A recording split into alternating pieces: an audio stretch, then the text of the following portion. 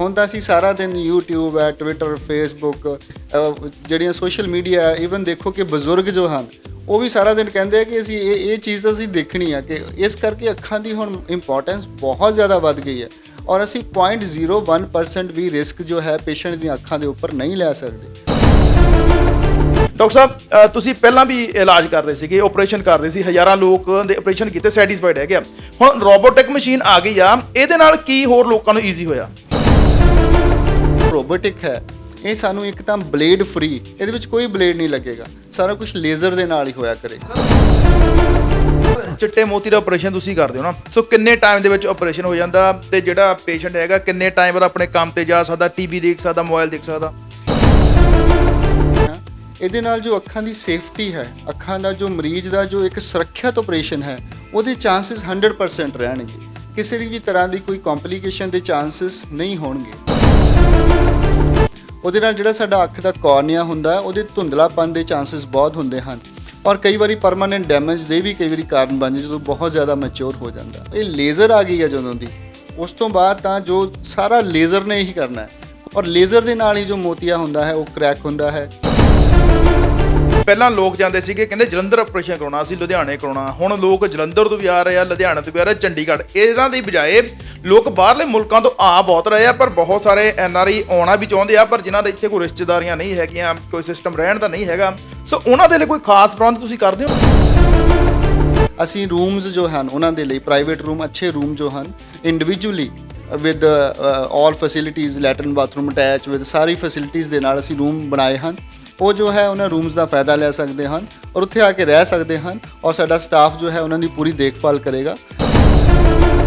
ਜੋ ਬਾਹਰਲੇ ਮੁਲਕ ਹਨ ਉਹਨਾਂ ਦੇ ਵਿੱਚ ਜਿਹੜੇ ਕਈ ਇਸ ਤਰ੍ਹਾਂ ਦੇ ਲੈਂਸ ਹਨ, ਜਿੱਦਾਂ ਐਲਕੋਨ ਕੰਪਨੀ ਹੈ, ਉਹਦਾ ਇੱਕ ਪੈਨ ਆਪਟਿਕਸ ਲੈਂਸ ਹੈ। ਜੇ ਤੁਸੀਂ ਉਹੀ ਲੈਂਸ ਜਿਹੜਾ ਹੈ ਉਹ ਇੰਗਲੈਂਡ ਦੇ ਵਿੱਚ ਕਰਾਉਣਾ ਹੈ ਤਾਂ 7800 ਪਾਉਂਡਸ, ਯਾਨੀ ਕਿ ਤੁਸੀਂ ਦੇਖ ਲਓ ਕਿ ਕੋਈ 7.5 ਲੱਖ ਰੁਪਇਆ ਦੋਨੇ ਅੱਖਾਂ ਤੇ ਸਿਰਫ ਉਸ ਲੈਂਸ ਦਾ ਲੱਗਦਾ, ਉਹ ਵੀ ਬਿਨਾਂ ਰੋਬੋਟਿਕ ਤੋਂ। ਕਿ ਇੰਗਲੈਂਡ ਔਰ ਇਹਨਾਂ ਕੰਟਰੀਆਂ ਦੇ ਵਿੱਚ ਵੀ ਰੋਬੋਟਿਕ ਬਹੁਤ ਗਿਣੇ ਚੁਣੇ ਹਸਪੀਟਲਸ ਦੇ ਵਿੱਚ, ਲੰਡਨ ਦੇ 1-2 ਹਸਪੀਟਲ ਹਨ ਉੱਥੇ ਹੈ। ਅਸੀਂ ਤਾਂ ਵਿਦ ਰੋਬੋਟਿਕ ਉਸ ਤੋਂ ਅੱਧੇ ਤੋਂ ਵੀ ਘੱਟ ਖਰਚੇ ਦੇ ਵਿੱਚ ਉਹ ਲੈਂਸ ਪਾਉਂਦੇ ਹਾਂ ਔਰ ਇਹ ਕਹਿ ਲਓ ਵੀ ਇੱਕ ਤਾਂ ਉਹ ਇੰਡੀਆ ਆ ਗਿਆ, ਸਭ ਤੋਂ ਬੈਸਟ ਲੈਂਸ ਵੀ ਪਵਾ ਲਿਆ, ਉਹ ਵੀ ਰੋਬੋਟਿਕ ਦੇ ਨਾਲ, ਔਰ ਫਿਰ ਵੀ ਉਹਨਾਂ ਦਾ ਦੇਖੋ ਅੱਧੇ ਤੋਂ ਵੀ ਜ਼ਿਆਦਾ 4 ਲੱਖ ਰੁਪਈਆ ਜੋ ਬਚ ਗਿਆ। ਸਲੋ ਜੀ, ਹੁਣ ਅਸੀਂ ਪਹੁੰਚ ਚੁੱਕੇ ਹਾਂ ਡਾਕਟਰ ਰਾਜਨ ਆਈ ਕੇਅਰ ਹਸਪੀਟਲ ਫਗਵਾੜਾ, ਜੋ ਕਿ ਪਿਛਲੇ 20 ਸਾਲ ਤੋਂ ਲੋਕਾਂ ਦੀਆਂ ਸੇਵਾਵਾਂ ਦਿੰਦੇ ਆ ਰਿਹਾ। ਜੇਕਰ ਇੱਥੇ ਗੱਲ ਕਰੀਏ ਪੰਜਾਬ, ਹਰਿਆਣਾ, ਰਾਜਸਥਾਨ ਤੇ ਦਿੱਲੀ ਤੋਂ ਵੀ ਲੋਕ ਇੱਥੇ ਆ ਕੇ ਆਪਣਾ ਇਲਾਜ ਕਰਾ ਰਹੇ। ਇਸ ਦੇ ਨਾਲ ਨਾਲ ਚਾਹੇ UK, ਕੈਨੇਡਾ, ਅਮਰੀਕਾ ਦੇ ਨਾਲ ਯੂਰਪ, ਆਸਟ੍ਰੇਲੀਆ, ਨਿਊਜ਼ੀਲੈਂਡ ਦੀ ਗੱਲ ਕਰੀਏ, ਉੱਥੋਂ ਵੀ ਲੋਕ ਅਪਾਇੰਟਮੈਂਟ ਬਣਾ ਕੇ ਇੱਥੇ ਆਪਣੇ ਅੱਖਾਂ ਦਾ ਸਫਲ ਇਲਾਜ ਕਰਾ ਰਹੇ ਆ। ਚਾਹੇ ਤੁਸੀਂ ਚਿੱਟੇ ਮੋਤੀ ਤੋਂ ਪਰੇਸ਼ਾਨ ਆ, ਕਾਲੇ ਮੋਤੀ ਤੋਂ ਪਰੇਸ਼ਾਨ ਆ, ਤੁਹਾਨੂੰ ਭੇਂਗਾਪਣ ਹੈਗਾ, ਟੇਢਾਪਣ ਹੈਗਾ, ਜਾਂ ਤੁਹਾਡੀ ਬਹੁਤ ਲੰਬੇ ਟਾਈਮ ਤੋਂ ਐਨਕਾਂ ਤੋਂ ਛੁਟਕਾਰਾ ਜਾਂ ਬੱਚਿਆਂ ਦੀਆਂ ਐਨਕਾਂ ਤੋਂ ਛੁਟਕਾਰਾ ਨਹੀਂ ਹੁੰਦਾ, ਤੇ ਤਾਂ ਸੇਫ ਸਾਈਡ ਤੁਸੀਂ ਇੱਥੋਂ ਆਪਣਾ ਆਪਰੇਸ਼ਨ ਕਰਾ ਸਕਦੇ ਆ। ਸੋ ਬਹੁਤ ਵੱਡਾ ਸੁਰਖੀਆਂ ਦੇ ਵਿੱਚ ਹੁਣ ਡਾਕਟਰ ਰਾਜਨ ਆਈ ਕੇਅਰ ਹਸਪੀਟਲ ਉਸ ਸਮੇਂ ਆ ਗਿਆ ਜਦੋਂ ਅਖਬਾਰਾਂ ਦੀਆਂ ਸੁਰਖੀਆਂ ਦੇ ਵਿੱਚ ਛਪਿਆ ਕਿ ਪੂਰੇ ਪੰਜਾਬ, ਹਰਿਆਣਾ, ਰਾਜਸਥਾਨ ਤੇ ਹਿਮਾਚਲ ਨੂੰ ਪਿੱਛੇ ਛੱਡਦੇ ਆ ਇਹ ਪਹਿਲੀ ਰੋਬੋਟਿਕ ਮਸ਼ੀਨ ਲੈ ਕੇ ਆਏ ਆ ਤੇ ਲੋਕ ਸਫਲ ਇਲਾਜ ਕਰਾ ਕੇ ਸੈਟੀਸਫਾਈਡ ਵੀ ਹੈਗੇ ਆ। ਡਾਕਟਰ ਸਾਹਿਬ ਤੁਸੀਂ ਪਹਿਲਾਂ ਵੀ ਇਲਾਜ ਕਰਦੇ ਸੀਗੇ, ਆਪਰੇਸ਼ਨ ਕਰਦੇ ਸੀ, ਹਜ਼ਾਰਾਂ ਲੋਕ ਦੇ ਆਪਰੇਸ਼ਨ ਕੀਤੇ, ਸੈਟੀਸਫਾਈਡ ਹੈਗੇ ਆ। ਹੁਣ ਰੋਬੋਟਿਕ ਮਸ਼ੀਨ ਆ ਗਈ ਆ, ਇਹਦੇ ਨਾਲ ਕੀ ਹੋਰ ਲੋਕਾਂ ਨੂੰ ਈਜ਼ੀ ਹੋਇਆ?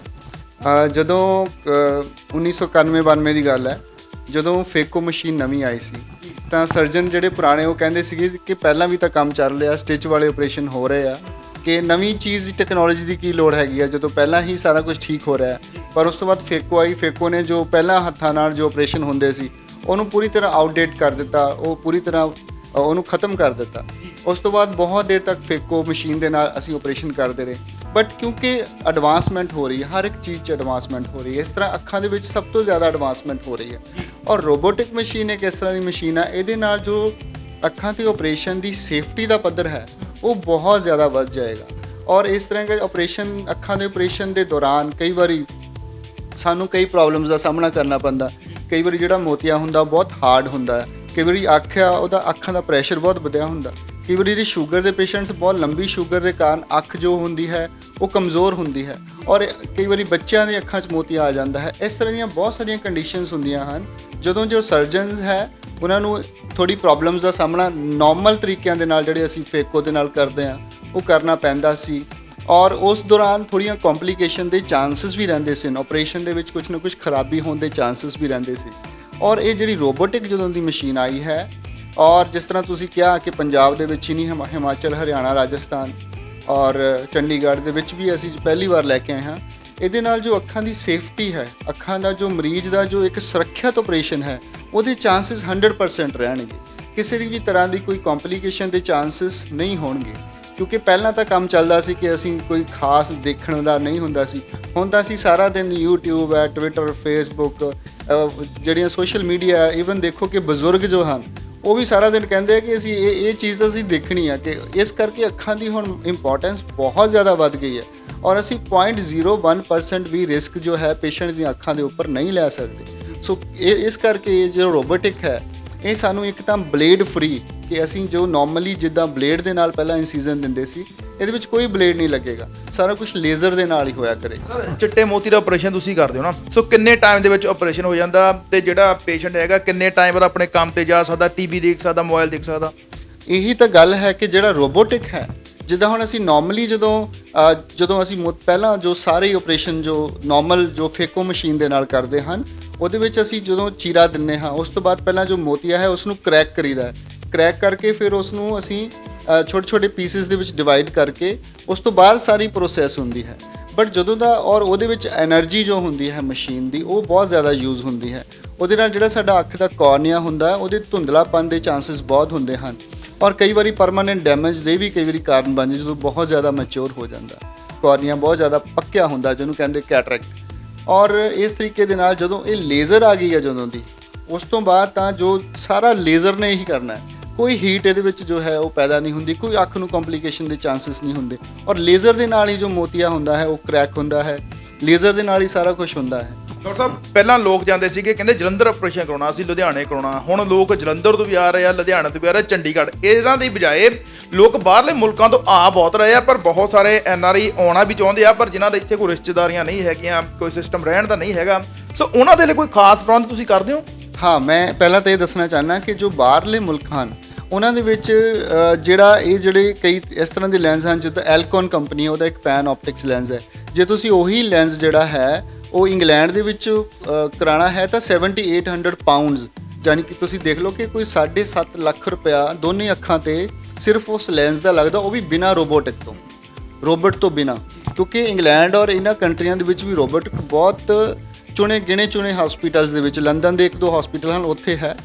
ਔਰ ਮੈਂ ਇਹੀ ਕਹਿਣਾ ਚਾਹੁੰਦਾ ਕਿ ਅਸੀਂ ਤਾਂ ਵਿਦ ਰੋਬੋਟਿਕ ਉਸ ਤੋਂ ਅੱਧੇ ਤੋਂ ਵੀ ਘੱਟ ਖਰਚੇ ਦੇ ਵਿੱਚ ਉਹ ਲੈਂਸ ਪਾਉਂਦੇ ਹਾਂ।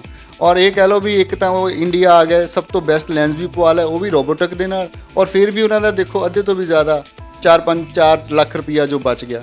ਸੋ ਰਹਿਣ ਦਾ ਵੀ ਕੋਈ ਹੈ ਜੀ ਪ੍ਰਬੰਧ, ਜਾਂ ਉਹਨਾਂ ਨੂੰ ਕਿਸ ਤਰ੍ਹਾਂ ਗਾਈਡ ਕਰਦੇ ਨੇ ਵੀ ਰਹਿਣਾ ਕਿੱਥੇ, ਉਹਨਾਂ ਜਿਹੜਾ ਤੁਹਾਡਾ 5-7-10 ਦਿਨ ਦਾ ਪ੍ਰੋਸੈਸ ਹੁੰਦਾ? ਹਾਂਜੀ, ਵੈਸੇ ਤਾਂ ਐਡਾ ਲੰਬਾ ਪ੍ਰੋਸੈਸ ਨਹੀਂ ਹੁੰਦਾ, ਕਿਉਂਕਿ ਅਸੀਂ ਨਾ ਤਾਂ ਇਹ ਜਿਹੜਾ ਸਰਜਰੀ ਹੁੰਦੀ ਹੈ ਹਾਰਡਲੀ 5 ਤੋਂ 10 ਮਿੰਟ ਦੀ ਸਰਜਰੀ ਹੁੰਦੀ ਹੈ, ਉਹਦੇ ਵਿੱਚ ਹੀ ਸਾਰਾ ਕੁਝ ਹੋ ਜਾਂਦਾ।